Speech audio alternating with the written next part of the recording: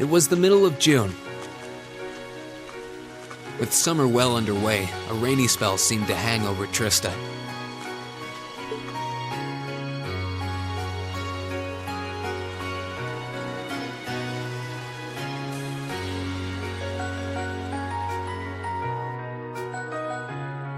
With our field study wrapped up, the other members of Class 7 and I returned to normal school life.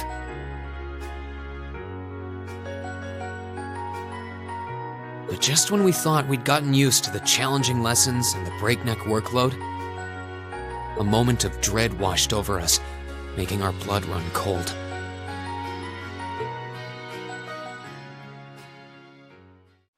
As you all know, tomorrow marks the start of your midterm exams. I'm no good with all these papers and essays and circling answers, so I won't really be able to help you much. But I'm administering some of your tests, so I'll be cheering you on from the sidelines. Make me proud, class! Sometimes I lie awake at night and wonder how you became our teacher. As I recall, aren't you in danger of a lecture by the vice principal if our performance isn't up to par? Oh, I'm not too worried about that. Most of you tend to get pretty high grades anyway. I can hardly wait to see how well you all do. Remember, the results will be announced next Wednesday. Your scores will be posted on the board by rank, so you can see how you compare to the other classes in your year. Oh, the sooner this week is over, the better. I can almost taste the tedium. I'm not gonna let Emma squeak by me again this time.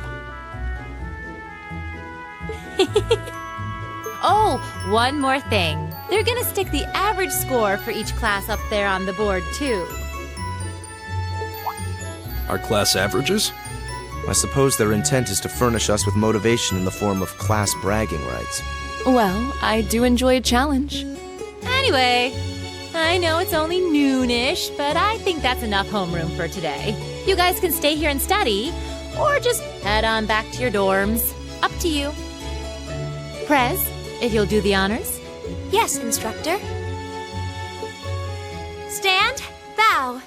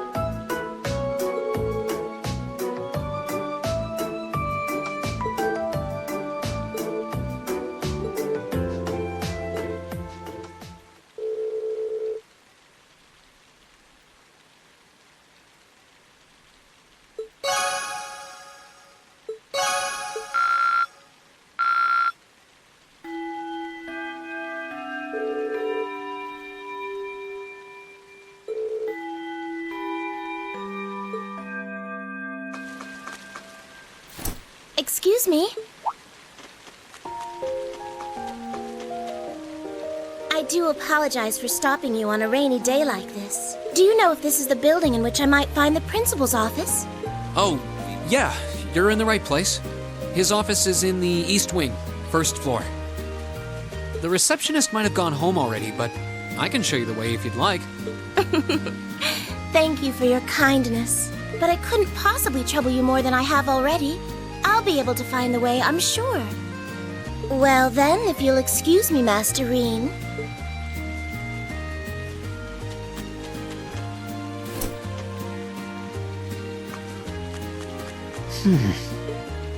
Wait a minute. How does she know who I am? Reen?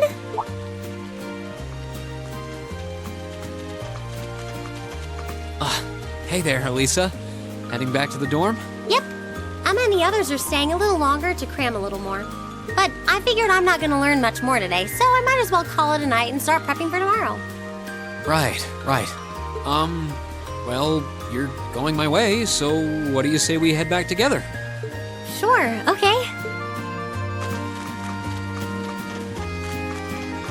Hey, it's not often the two of us get to walk back to the dorms together, is it? Well, at least I got something good out of this downpour. Is there even a filter between your brain and your mouth? No need for that between friends. But you're in good company. My sister's asked me that before, too. She must be a saint to have put up with you all these years. Anyway, how do you feel? All prepped and ready for our exams? Not sure. I gave it the best I've got. Still, I've got that nagging feeling I could have hit the books a little harder. I wish I was as smart as you. Back when we took the entrance exam, only Emma and Machias scored higher than you, right? Eustace came in a little higher than me, too. Back home, I usually came in near the top in exams. I guess that goes to show that Erebonia has no shortage of smart people. No doubt about that. Bookworms pour in here from all corners of the Empire. You said you're from Ruhr, right? Coming out on top in a city that size is still pretty impressive. I suppose, though that was just at the Sunday school level. Aren't you curious about, my family and stuff? You mean the mysterious Elisa R., agent of national intrigue? Well, yeah, of course I am. But you probably have good reasons for keeping it under wraps, so I don't want to pry. It's not that major or anything, especially compared to what you and Fee have told us about yourselves. I've never really thought my family circumstances were a big deal. Though Fee's past sure came as a surprise. I wonder now, when I look at her, what her life in a Jaeger Corps must have been like. It seems like Instructor Sarah knows more about her past than we do. Back at the entrance ceremony, I got the impression they'd met before. Same. Oh, speaking of weird meetings, I ran into someone kind of strange earlier. Oh? Yeah, I was talking to her just before you called to me. A maid who knew your name? This isn't the part where it turns out she knows you because you've tried to hit on her in town before, is it? As if an upstanding guy like me could pull off the Casanova act. She seemed a couple years older than us, maybe 20 or so. A maid in her early 20s. Something wrong? No, just thinking.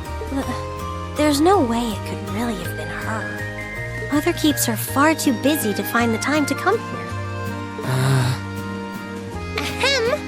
Anyway, maybe the upper class dorm has a new hire starting out or something? Though that wouldn't explain how she knew your name. Maybe you're just more popular than you let on. If only.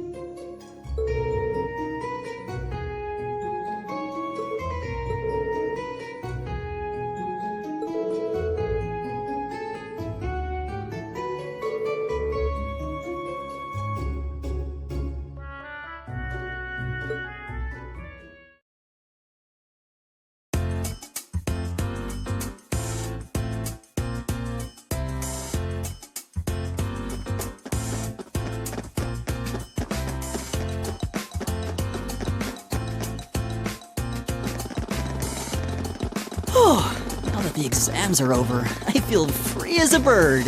And I'll keep on soaring, at least until the results come back. I sympathize, but personally, I've got a good feeling about these. How about you, Emma? How do you think you did? Well, I don't think I did too badly, all things considered. Just stop before you embarrass yourself. We'll just have to wait and see what next week's results look like. Anyway, what do you think that was all about with Instructor Sarah? Oh, you mean that whole thing about going out of town to meet someone? Going out of town? Won't be back until tomorrow night? It's almost as if... She's going to meet her secret lover? Impossible. The Empire hasn't yet turned out a man desperate enough to woo that alcoholic typhoon. You have a point. I can't deny she's got the looks to snare a man, but with that personality and that lifestyle... You guys are terrible. Totally agreed, though. Ouch. Not surprised to hear that from you, though, Reen. She always seems to dump the most work on you. Will you be helping the student council again tomorrow? That's the plan. Heck, I'm almost looking forward to being the student council's errand boy after holding up studying for so long. Perhaps so. Oh, please let us know if you plan on exploring the old schoolhouse. Yeah, I'd be glad to lend a hand this time. Thanks. Better watch out, though. I might take you up on that offer. Ooh, looks like we're all up for a little exploration this time.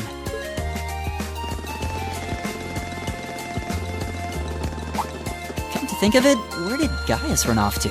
He mentioned the principal wanted to have a word with him.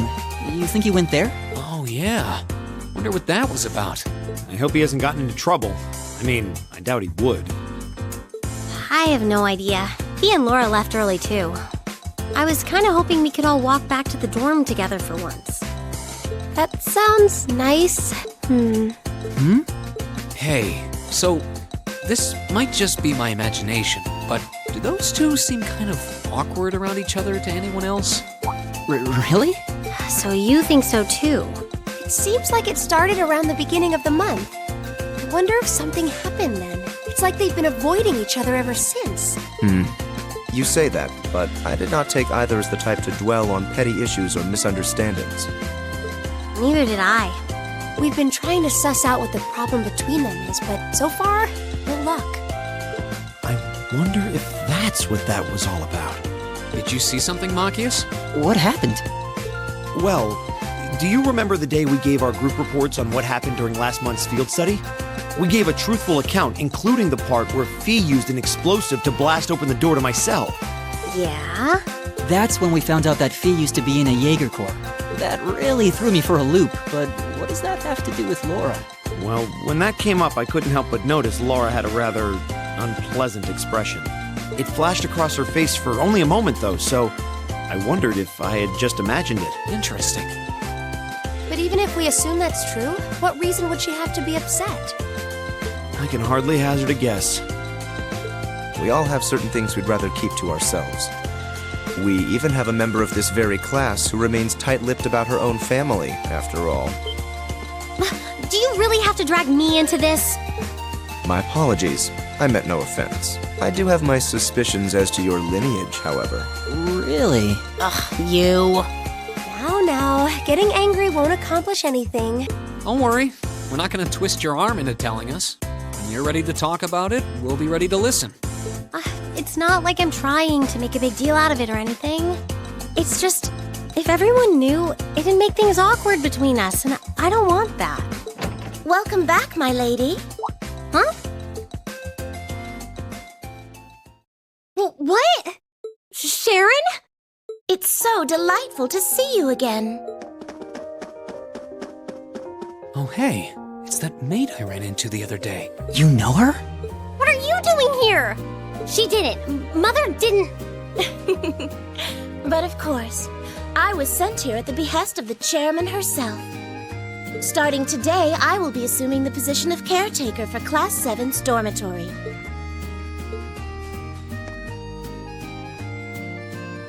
It's a pleasure to make your acquaintance, everyone. My name is Sharon Kruger. I am a servant in the employ of the Rhineford household, Lady Elisa's family. I will do all I can to be of service to you, so please keep me informed of anything you might need.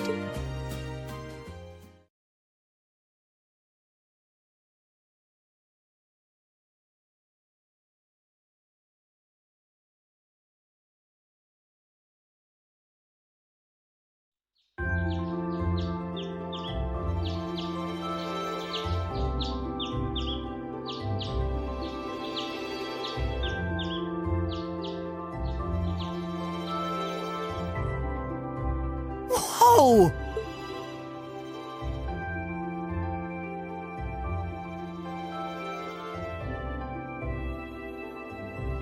Simply spectacular. Just how many different types of food are there here? This looks more than edible. I believe this is what they call an imperial breakfast? That's right, Emma. It's a traditional Erebonian style of breakfast. I must apologize. It's taken me some time to familiarize myself with this kitchen, so my cooking has been a bit lackluster. Come now, Sharon. Your skill is something to be praised.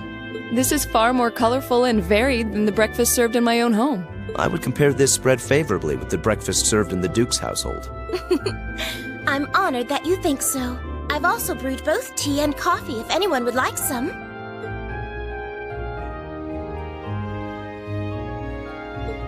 I get the feeling Elisa is less than impressed with the meal. It sounds like they had a big argument yesterday.